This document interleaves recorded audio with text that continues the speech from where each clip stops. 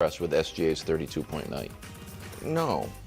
Listen, and we're going to talk about the officiating in a bit, even though we try to stay away from it on this show for the most part, officiating talk in general. And I don't think he was even public enemy number one on the Thunder yesterday on some of the more egregious flopping stuff. But he manipulates within what is allowed in the game, the rules and the refs, as well as any player I've ever seen. And because of that, some of the effectiveness is the effectiveness, the wins are the wins, but the way it makes you feel and the eye test, all 30-point games are not created equal. And last night, it felt to me like he recognized early on, I don't have it. He knew he's a champion. He understood the stakes of the game. He knew what his team needed from him. He's like, well, if I'm not going to be able to do it the old-fashioned way, I've got another trick in my pocket, and that is once they get in the bonus, he's falling all over the court. And it works. It works. This is an Adam Silver problem more than an SGA problem, but I have not been impressed by him, the standard at which I look at him throughout the series. I think it is an interesting conversation. Is he the MVP of the series? Win in advance. Oh. That's all that matters at this point. Win and advance. He's the superstar. If they win the championship and he's like, let's say he plays in the finals like this and they beat the Knicks.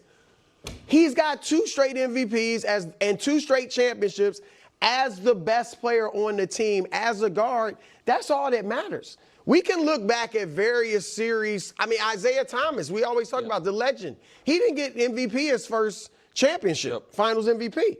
He had some moments that weren't great, but he's Isaiah Thomas. He's a legend, and he was the best player on that team. So, look, 32 points, no matter how you get it, is hard to get. He recognized early, I think he started 1 for 6, 0 for 4, 1 for 6, but he knew without Jalen Williams, without A.J. Mitchell, I got to find a way to get 30. And you're right in that this is not an SGA problem. I don't like the falling and all that.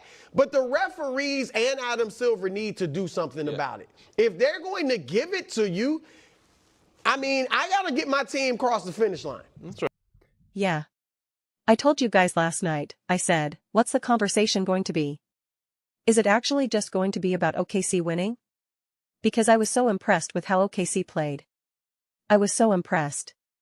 And we're going to talk about it. And then we're going to talk about, I guess, the fouls.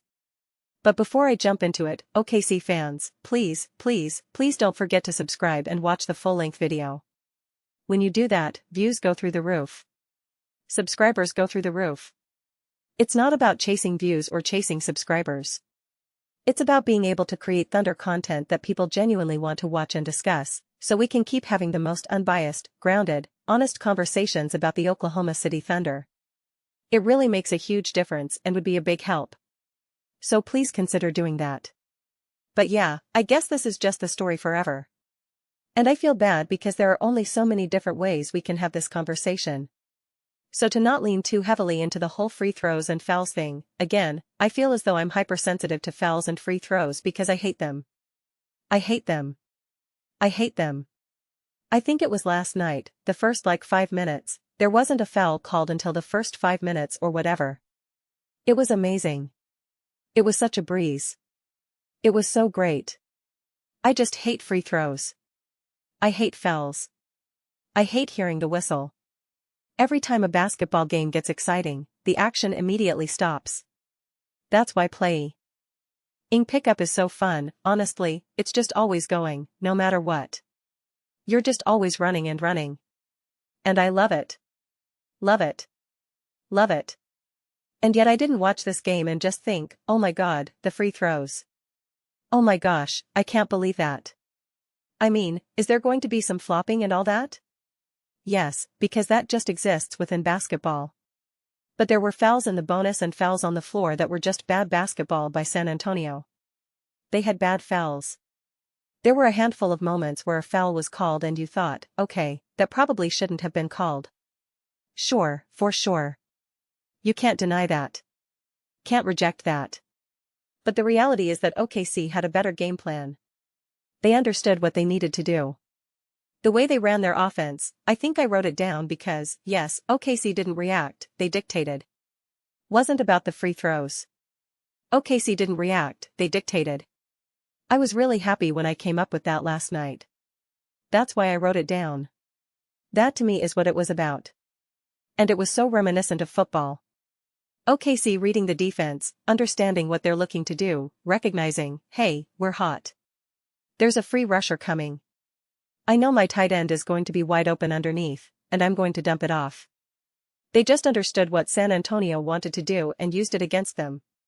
Whereas San Antonio seemingly had no plan. They had no plan.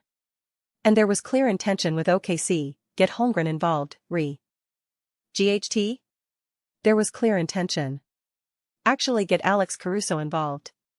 I've been screaming for Caruso to take more shots, get more points, and he did. And lo and behold, this was OKC's best game of the series. And of course Jared McCain is hitting his open shots, but he's still forcing some and missing those forced ones, but he's hitting the open looks. And it's like, yes, do that. Take the open shots. Pass on the more contested ones. Let SGA drive to the rim. Let him be physical. Let him do that. And make sure you get Caruso involved offensively because he wasn't. He gets in the game and immediately hits a three. Immediately. Once he hits that, there's such a settled feeling. Caruso definitely has, for someone who's not considered a superstar, a pretty calming presence because you know he makes the right play. This is what I said last night, he's really the only player on the court who consistently makes the right play every single time. He just makes the right play every single time. And you're a little banged up right now. You're missing a piece here, a piece there. Rely on that more. And they did. They absolutely did. And it worked out quite well for them. But listen, we can linger on the free throws. And this is what I always say, as a whole, I want fewer free throws. I want less flopping, all that stuff. I do. But I've defended OKC every step of the way. Not in the way that Brew is doing, because Brew is like, well, it doesn't matter, you just gotta win, it's within rules. I defend them at the next level where I apparently just don't see what everyone else sees. And I keep emphasizing this, coming from someone who's so sensitive to free throws and fouling because I hate it. I hate it so much. I hate it. But honestly, everything felt justified here. I just don't know. It's just the way I'm seeing it. I can't explain it. I'd love to see what everyone else is seeing, but I just don't. I really, really don't. And yes, I agree. It is more impressive to me when someone drops 30 points and only shoots like 4 threes. Quite frankly, what's his face?